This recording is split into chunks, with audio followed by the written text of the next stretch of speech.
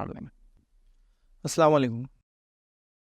फैज़ भाई, ये बच्चे जो कॉम्पिटिटिव एग्ज़ाम्स का प्रिपरेशन कर रहे हैं, जैसे यूपीएससी है, एमपीएससी है, नीट है, एम्स है, आईआईटी है, तो उसमें एक देखा जा रहा है कि एक इंटेंस प्रेशर डेवलप हो रहा है बच्चों पे, पेरेंट्स पर। दो तीन कंडीशन है कि एक कंडीशन में बच्चा करना चाहता है, पेरेंट्स नहीं करना चाहते, उनके पास माल नहीं है। दूसरी कंडीशन है पेरेंट्स करवाना चाहते हैं, बच्चा नहीं करना चाहता।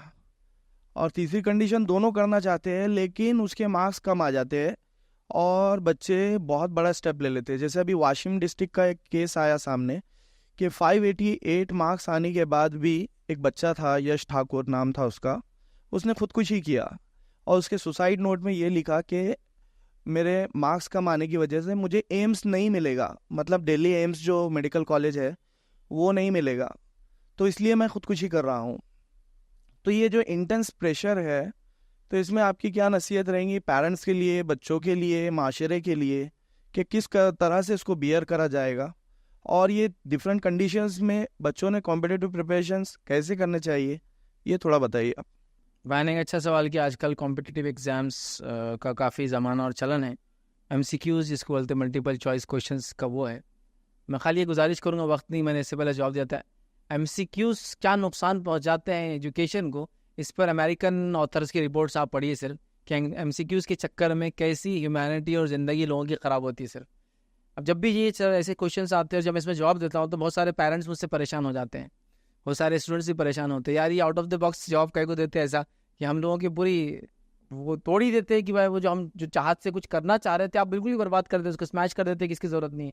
देखो, मैं समझाना ये चाहूँगा सबसे पहले बुनियादी तौर से, जो सिस्टम हमने बनाया लोगों को सेलेक्ट करने का एक प्रोसेस के थ्रू, जिसके थ्रू वो सेलेक्ट करके एक पर्टिकुलर कोर्स में जाते हैं, याद रखिए बेसिकली ये इनह्यूमन तरीका है। ये तरीका किसी फर्स्ट वर्ल्ड कंट्री में लागू ही नहीं है कि 1 लाख बच्चे आएंगे, 1 लाख बच्चों के लिए 2000 सीट्स है खाली, फिर ये कुत्तों कैसा लड़ेंगे एक दूसरे से नीचे से ऊपर तक, कट थ्रोट कंपटीशन जिसको हम नाम देते हैं, जिसमें जो आगे जा हम कहते हैं बिल्कुल सफलतापूर्वक किसने फला फला किया, और उसको खूब चढ़ाया जाता है। मतलब एक गधे को चढ़ाया भी जाता है कि तूने बहुत अच्छा काम किया, इतनी हमारी मेहनत करके उनको चढ़ाया जाता है। और फिर वो 2000 सीट के लिए 98,000 लोगों ने क्या करना चाहिए। फर्स्ट वर्ल्ड कंट्रीज के अंदर आप देखिए 8 से उनके सिलेबस तय होते हैं, और वहां से वो बायोलॉजी अगर लेंगे सब्जेक्ट तो वो एमबीबीएस डॉक्टर ही बनेगा विदाउट कॉम्पिटिशन, याद रखिए।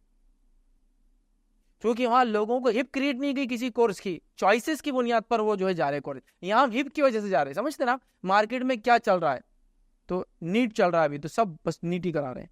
पहले सीईटी था तो सीईटी करा रहे थे, फिर वो एमएस सीईटी पता नहीं क्या क्या था वो करा रहे, अब JEE में, और उसके अंदर एडवांसेस। देखिए ये सब करना चाहिए, मैं इसके खिलाफ नहीं हूँ, लेकिन मैं बोल रहा हूँ हर आदमी की कैपेसिटी और कैपेबिलिटी नहीं कि सब करे। वो आदमी जो इतना मर पड़ के जा रहा है और इस हद तक जा रहा है कि अपने आप को डिप्रेस कर ले रहा है, फाइनेंशियली ओवरबर्डन हो जा रहा है, जिंदगी बर्बाद कर दे रहा है, 4-4 साल से एग्जामिनेशन रिपीट करने में डाल रहा है, वो ये क्यों नहीं सोच रहा है इस दुनिया के अंदर लातादाद कोर्सेज है जो दुनिया में करवाए जा रहे हैं। मैं आपको बता सकता हूँ, इंडिया जैसे मुल्क के अंदर BA कोर्स की 1 साल की फीस 18 लाख रुपये है। रिपीट करूँ फिर से, इंडिया हमारे मुल्क में ऐसे कॉलेजेस है जब BA की फीस 1 साल की 18 लाख है, मतलब आपको 54 लाख रुपए लगेंगे सिर्फ BA पास करने के लिए। इंडिया की बात कर रहा हूं मैं, और वहां आपका नंबर भी लाएंगे आसानी से, क्योंकि इतना कंपटीशन है उस BA के बाद BA में लगने के लिए जिसकी कोई इंतहा नहीं। आप समझ रहे? यूरोप में चल जाइए, अमेरिका में चल जाइए, आपको BA के अंदर 200 डिग्रियां मिलेंगी, 200 डिग्रीज। आपको साइंस के अंदर ऐसा उंगलियों पे गिन सकते, आप कॉमर्स में उंगलियों पे गिन सकते, कोई वैल्यू नहीं। Even BA in economics, BA commerce उनका उसी का पार्ट है, अलग से कोई कोर्स भी नहीं है। अब यहाँ हमारे पास, हम जहाँ से ज़िंदगी गुजारते हुए आए वहाँ का प्रॉब्लम है।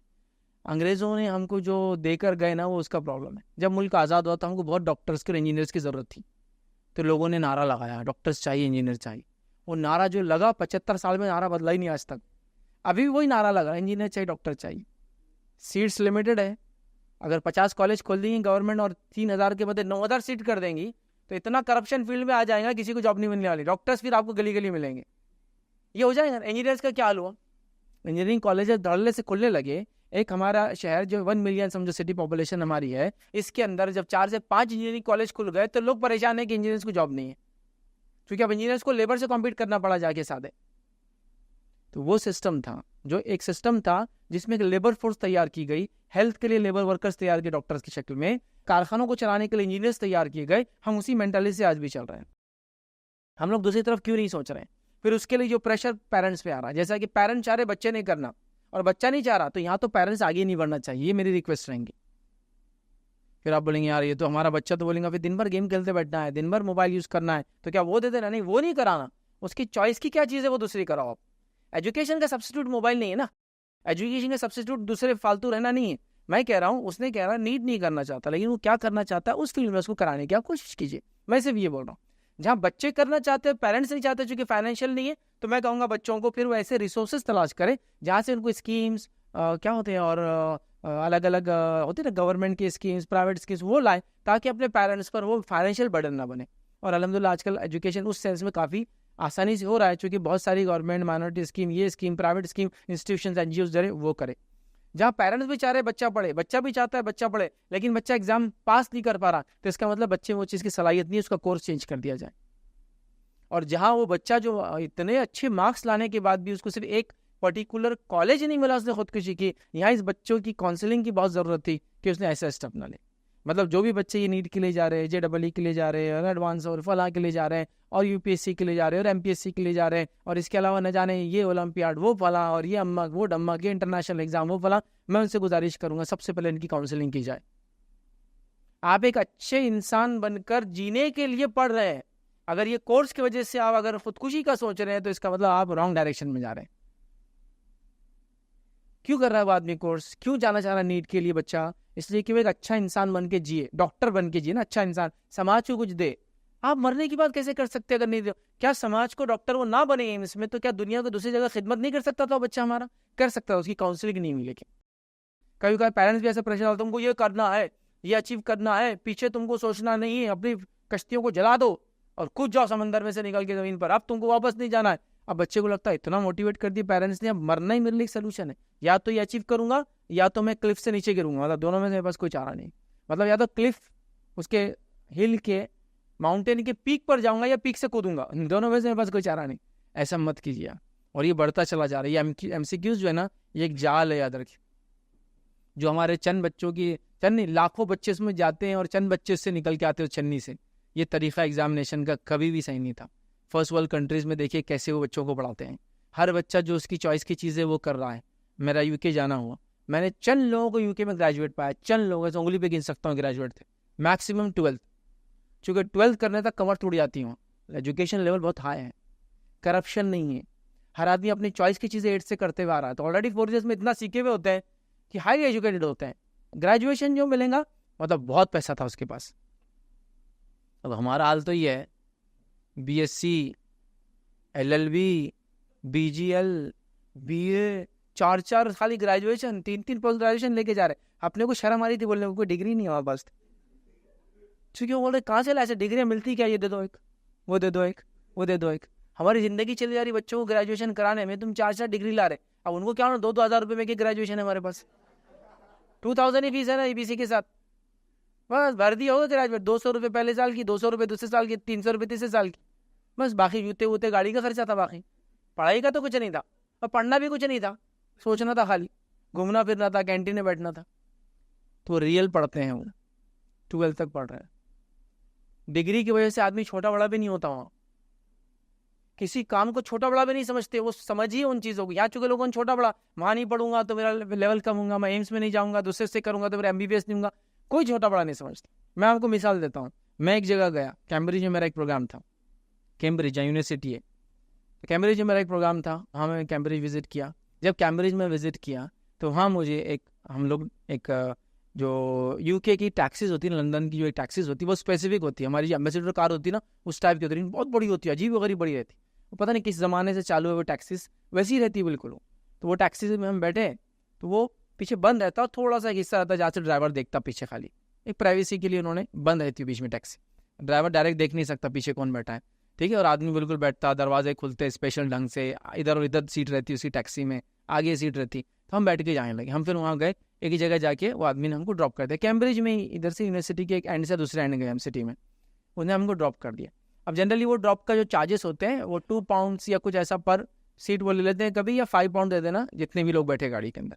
तो वो आदमी ने कहा कि मैं आपसे चार्जेस नहीं लेना चाहूँगा, मैंने आपको पहचान लिया। वो एक पाकिस्तानी था जो कि फ्रेंच नेशनल था बाय द वे, लेकिन कैम्ब्रिज में जस्ट अपनी स्टडीज़ के लिए आया हुआ था। बेसिक, लेकिन ओरिजिन पाकिस्तानी था, किसी जाने वालिदैन पाकिस्तानी थे। तो बहरहाल बात हुई, मैंने आपको पहचाना, आपके लेक्चर देखता हूँ मैं ये है। तो फिर हम पूछे कि आप ये ड्राइविंग क्यों करते हैं? तो कहा वो यूनिवर्सिटी में रिसर्च वर्क करता हूँ, जब थोड़ा बोर हो जाता हूँ तो ये टैक्सी रेंट पे मिलती है चलाने के लिए। मतलब टैक्सी खड़ी रहती है, आपने जाना और टोकन आपके नाम से जो इतने इतने पैसे भर के लेना, चलाना और ले आके दूसरे पॉइंट पे उसको छोड़ देना, और जितना अर्न किया आपका रहता है। तो बोले मैं बस वो थोड़ा थोड़ा घूम लेता हूँ, इसी बहाने थोड़ा रिफ्रेश हो जाता हूँ और कुछ मेरी अर्निंग्स हो जाती है। क्या काम कर रहा आदमी वो? फिर हमने पूछा आप क्या करते? तो बोले मैं फ्रेंच किताबों को इंग्लिश में ट्रांसलेट करता हूँ, इस्लामिक बुक्स को भी और जनरल बुक्स को, साइंस वगैरह की जो थी वो करता हूँ। और मैं फुला फील्ड में PhD हूँ, मैं डबल PhD के लिए आया हूँ। उसका सेकेंड PhD था, सेकेंड टाइम डॉक्टरेट करने के लिए वहाँ आया हुआ था। और क्या चला रहा है आदमी? टैक्सी गाड़ी। क्या के लिए चला रहा है? फ्रेश होने के लिए, रिफ्रेश। फिर वहाँ से हम गए केम रिवर पर गए, जिसके ऊपर एक ब्रिज डाले थे, उसका एरिया का नाम होगा केम ब्रिज। तो केम रिवर के अतराफ पूरे कॉलेजेस हैं। तो बोले हाँ घूमेंगे। रिवर में पंटिंग कराते हो, मतलब वो नदियाँ गहरी नहीं होती, तो वो एक लंबा डंडा होता है जिसको ज़मीन पे लगा के कश्ती को आगे बढ़ाते हैं। वहाँ हमने चार्जेस पे किए। वहाँ 2 लोग हमको गाइड कर रहे थे, एक आदमी पोलैंड का था, एक आदमी जो किसी और कंट्री का था ये रखा, और हमको गाइड कर रहे थे। यहाँ ऐसा था, ये बिल्डिंग ये बनी थी, कॉलेज का सैर कर रहे हैं ना हम लोग। ये ब्रिज था जिसके नाम से केम रिवर भी बना, इसका केम ब्रिज बोलना शुरू कर रहे थे, एरिया के हम वो लोग देखते जा रहे हैं। जब वो आदमी से मैंने पूछा कि वो उसकी क्वालिफिकेशन क्या है, वो यहाँ क्या करता है, तो आपको पता उसकी क्वालिफिकेशन क्या थी? वो हिस्ट्री के अंदर जो है PhD था वो। और क्या कर रहा है मालूम? वो चला रहा है, वो चप्पू चला रहा नाव का। तो मैंने कहा ये आपका फुल टाइम जॉब है? तो कहा ये मेरा फुल टाइम जॉब है। तो मैंने कहा तुम यहाँ पोलैंड से इसी के लिए आओ? मैं इसी के लिए आया हूँ। तो रिवर में फंडिंग करने को उसके नजदीक छोटी जॉब नहीं है। तो हमारे पास जो एजुकेशन में कास्ट सिस्टम हमने क्रिएट किया है ना, कास्ट सिस्टम ही है ना, MBBS BA। कहाँ हो? मेरा BA वाला भाई दिख रहा ही नहीं, कहाँ है? BA कुछ डिग्री है कि कोई? खुदकुशी कर लेते ज्यादा अच्छा होता तुम्हारे लिए। ये हमारा मिजाज है। तो कास्ट सिस्टम है हमारे पास डिग्रीज के अंदर। एजुकेशन इंसान को आगे बढ़ाना चाहिए, एजुकेशन इंसान को पीछे खींचना चाहिए? मुझे बताइए। एजुकेशन ने मेंटली आपको डेवलप करना चाहिए और एक अच्छा ह्यूमन बीइंग बनाना चाहिए। एजुकेशन ने आपको इतना वीक और इमोशनली इतना सेंसिटिव बना देना चाहिए कि एक चीज अगर आपके पसंद की ना हो तो अपनी जान ले ले। तो मैं कहूंगा बच्चों से, देखो आप कॉम्पीट कीजिए नीट में, JEE के अंदर, आप UPSC MPSC एक से कॉम्पिटिटिव एग्जाम में जाइए, लेकिन आप में वो स्किल सेट पैदा कीजिए, अपने आप पे भरोसा कीजिए, उसके बाद वो एग्जाम क्रैक करने की कोशिश कीजिए। आप ना कर पाए तो वो आपका एंड नहीं है, वो आपकी स्टार्ट है कि आपने एक एक्सपेरिमेंट से शुरू किया, जो आप क्रैक नहीं कर पाए आप किसी दूसरे फन व फील्ड में जाए। आप ये क्यों समझे दुनिया मेरे लिए खत्म हो गई, इसके अलावा दुनिया में कुछ नहीं है। और पूरी दुनिया भेड़ बकरियों के जैसा ऐसी फील्ड नहीं भाग रही। मैं क्या बताऊँ आपको, भेड़ बकरियों के जैसा भाग रही। मुझे MBBS करना है, मुझे इंजीनियरिंग करना है, भाई इसके अलावा क्या दुनिया में कुछ नहीं है इसके अलावा। मैं क्या कह रहा हूँ, दुनिया के सारे फायदे उठाते हुए अगर MBBS भी कर सकते हो ना तो करो। पूरी दुनिया को तर्क करके, सारी नेमतों को बाला ताक रख के, दीन को पीछे छोड़कर तुम डॉक्टर भी बने तो क्या बने, क्या बने? जैसे मिसाल के तौर पर मैं एक ब्रिलियंट स्टूडेंट हूँ और मेरे लिए MBBS का एग्जाम क्रैक करना, नीट क्रैक करना बाएं हाथ का खेल है। मैं दुनिया के सारे फायदे उठाते आ रहा हूँ, रिश्तेदारियां कायम रखते हुए आ रहा हूँ, नमाजें पढ़ रहा हूँ, दीन के लिए वक्त लगा रहा हूँ, लोगों से सोशल गैदरिंग से मिल रहा हूँ, आम इंसानों जैसा जी रहा हूँ, और साथ में मैं 2-4 घंटे पढ़ता हूँ और मैं नीट क्रैक कर दिया। फिर मैंने MBBS में एडमिशन लिया, मेरे फ्रेंड सर्कल भी है, मेरी हॉबीज भी कंटिन्यू हो रही है, मैं नए नए काम भी करता हूँ, मैं घूमता फिरता भी हूँ और मैं MBBS भी पास कर रहा हूँ। ये आप ही के लिए कोर्स था, ये मुबारक, आगे बढ़िए। अब मैं MBBS के लिए जा रहा हूँ, MBBS के लिए जा रहा हूँ तो 8 से मेरे सोशल कनेक्शन पूरे कट हो गए।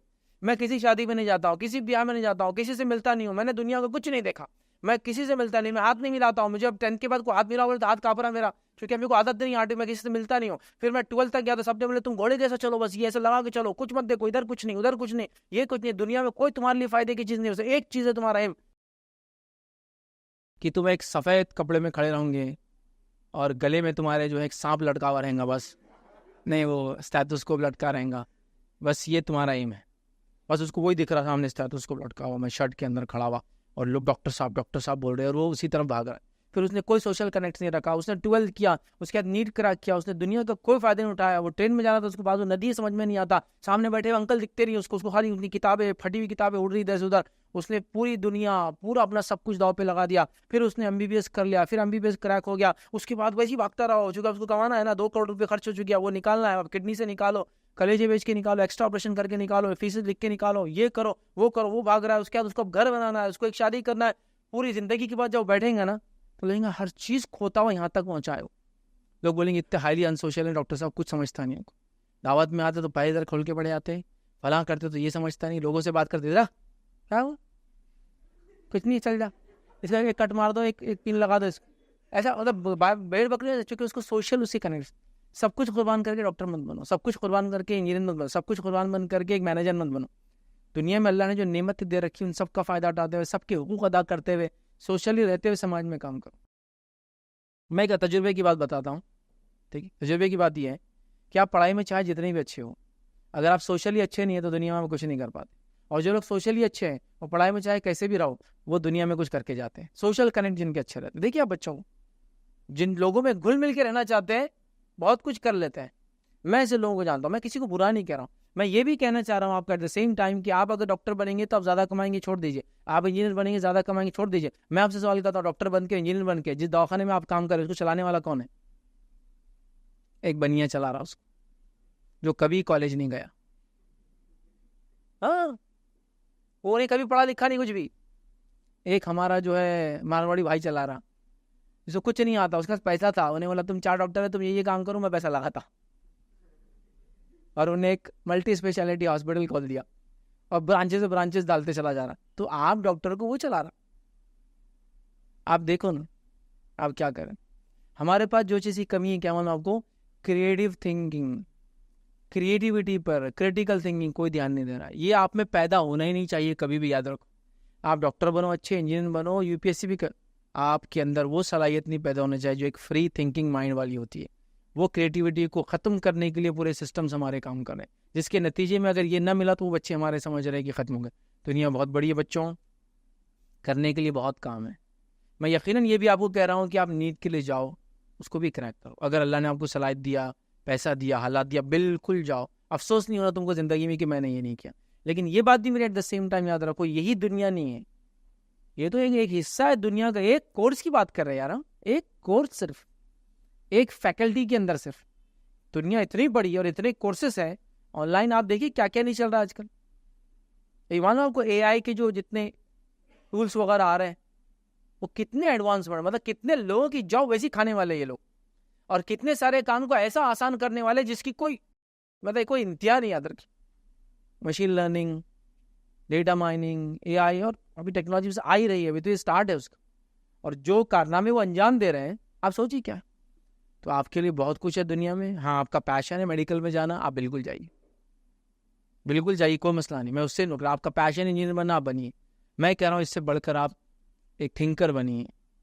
आप क्रिटिकल थिंकिंग के साथ, क्रिएटिविटी के साथ डिस्कवरीज कीजिए, है ना। आप चीज़ों को निकालिए, इन्वेंशंस आप कीजिए।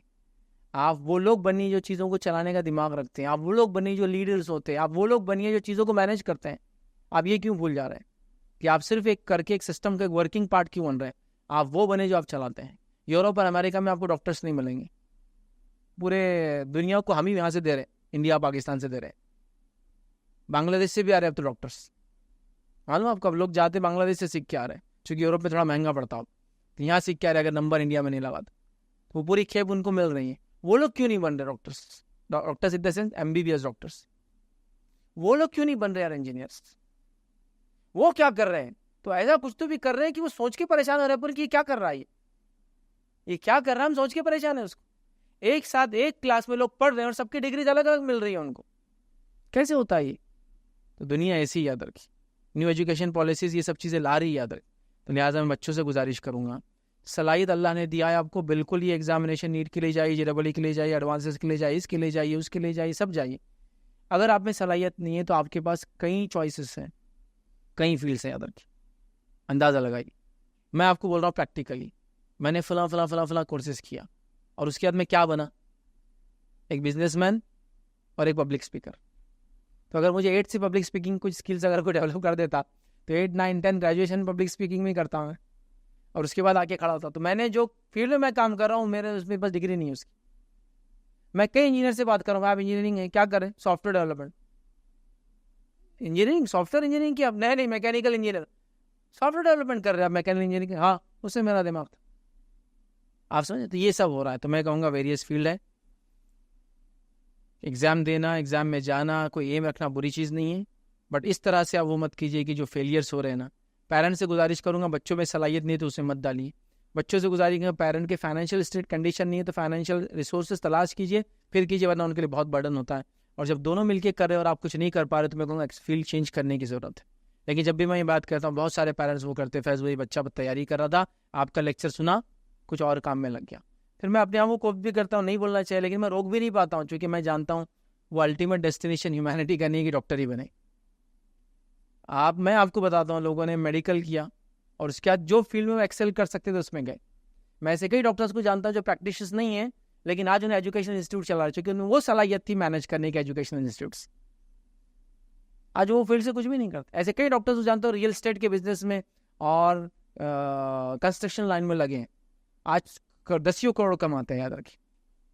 उनकी फील्ड से शायद नहीं था। तो ये शौक अलग चीज़ होती है। डिग्री अर्न कीजिए, मैं उसको बुरा नहीं कह रहा हूँ, लेकिन उसके लिए इतना कि आप अपनी जानें ले रहे हैं, जिंदगियां बर्बाद कर रहे हैं, वालिदैन को परेशान कर दे रहे हैं, हाँ डिप्रेस लाइफ गुजार रहे हैं, कई साल वेस्ट करने के बाद पता नहीं वो जो झूठे मोटिवेशनल स्पीकर है इतना चढ़ा देते हैं इन बच्चों को, बस पीछे पलटना नहीं है तुमको, बस यही आखिरी, बस यही है तुम्हारा। इतना चढ़ा दिया उसको कि वाकई में उसने प्लान भी बनाया नहीं। अभी हाल में एक साहब बता रहे थे, मैंने अपने बच्ची को बोला कि बेटा प्लान भी होना चाहिए, तो बोले यही कमजोरी है, बोले पेरेंट्स की, plan B, no plan B. हाँ, उनके वालिद घबरा के, बेटा फिर? बोले बस प्लान ए, नो बी। मतलब बोले अब यही करना है। बोले क्यों? वो मोटिवेशन स्पीकर ने बोले ये कौन सा मोटिवेशन है? अंबिया अलैहिस्सलाम जैसी ज़ादरी प्लान भी रखती थी अपने साथ। नबी अकरम सल्लल्लाहु अलैहि वसल्लम जंग में है, प्लान ए कन्फ्रंट करना है, कौन सी? औहद के अंदर। प्लान बी, पीछे से कोई आया तो ऑलरेडी तैयार है लोग खड़े हुए कि अगर वो पीछे से कोई अटैक करता है तो 50 आर्चर्स खड़े होते ना औहद के ऊपर, जो हट गए थे बाद में। वो प्लान बी था ना, क्योंकि मुशरिकीन प्लान बी बनाने वाले थे वो, तो अपना प्लान भी है कि वहाँ 50 लोग लड़ेंगे नहीं जंग में, वहाँ खड़े रहेंगे। प्लान बी हर वक्त था। प्लान सी भी थे कहीं की जगह। कुरान ने कहा कि जब जंग के अंदर तुम पलट के ना भागो, लेकिन जब तुम्हारी अगर पॉलिसी हो पलट के भागना तो भागने में कोई अर्ज नहीं। मतलब तुम्हारा ये प्लान ही हो कि हम पहले जंग लड़ेंगे और ऐसा बताएंगे वीक होकर भागेंगे सब, फिर दुश्मन जब अंदर आ जाएगा एक छोटी जगह में फला तो वहाँ उनको समझेंगे ना। प्लान भी तो वहाँ भी था। भागने के हद तक भी प्लान भी बना सकते, आपकी जंग का मैदान छोड़ के भाग रहे ताकि दुश्मन लोग कहा हम जीत गए, फिर वो खुशियां मनाते या आपके पीछे लगते और फिर आप उनको पीछे से ट्रैप कर लेते। तो प्लान भी हर जगह था। तो ये झूठी मोटिवेशनल जो चीज़ें आ रही है ना, ये बहुत डेंजर है, याद रखिए। वो बच्चों को इस तरह कर रही है, और वो हमारे भाई का या उस बच्चे का इस तरह से अपनी जान लेना ही बहुत गलत था। बच्चों से गुजारिश करूँगा, देखो दुनिया में आपको जो चाहते थे अगर नहीं भी मिला तो आपकी खुद की जान लेना ये आपका काम नहीं है। आपके जान की आप मालिक नहीं है। ये बॉडी जो आपको दी ना, आप अगर मुसलमान नहीं भी है, जिस मज़हब को मानते हैं, जो देने वाला, जो आप बनाने वाला समझते हैं, जो क्रिएटर समझते हैं, ये उसकी अमानत है।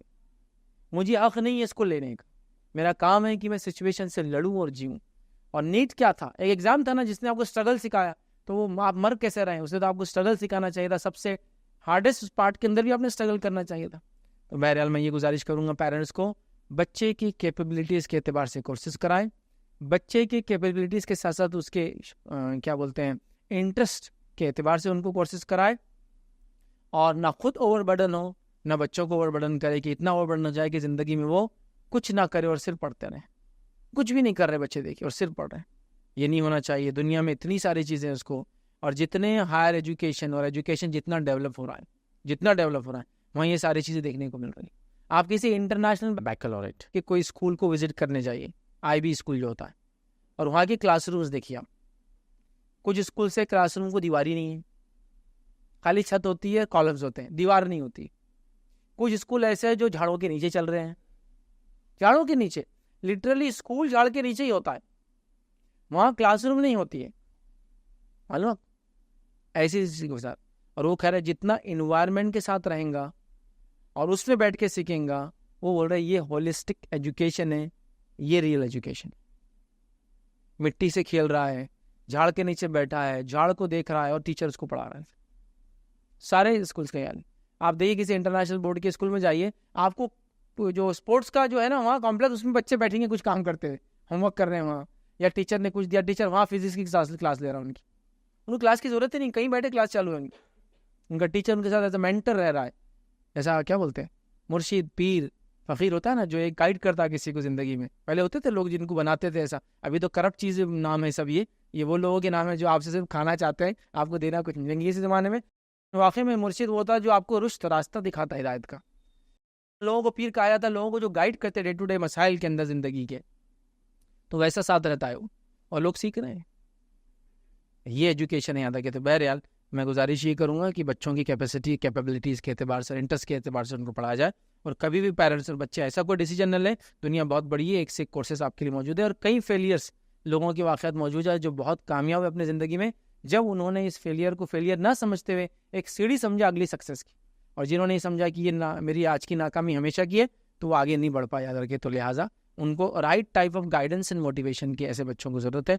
उम्मीद करता हूँ कि जो मोटिवेशनल स्पीकर्स हैं, जो टीचर्स हैं, इन चीज़ों को सुनेंगे और अपने बच्चों को राइट काइंड ऑफ गाइडेंस देने की कोशिश करेंगे। बल्कि 8 से उनका माइंड ऐसा बना है 5th 6 से कि इतने ही कोर्सेज है बेटा तुम कर सकते हो, MBBS और मेडिकल इंजीनियर, तो एक चीज़ है इसमें से, एक चीज़ है खाली, इतने कोर्सेज है, इतना एक्सप्लोर करो दुनिया को तुम कि तुम्हारे पास ऑप्शंस मौजूद है। जब ऑप्शंस नहीं होंगे तो लोग इस तरह सोचेंगे। बहर अल्लाह ताला जो है हमको वो करे, और एजुकेशन सिस्टम को हमको काफ़ी बढ़ाने की और आगे ले जाने की बहरहाल सख्त ज़रूरत है।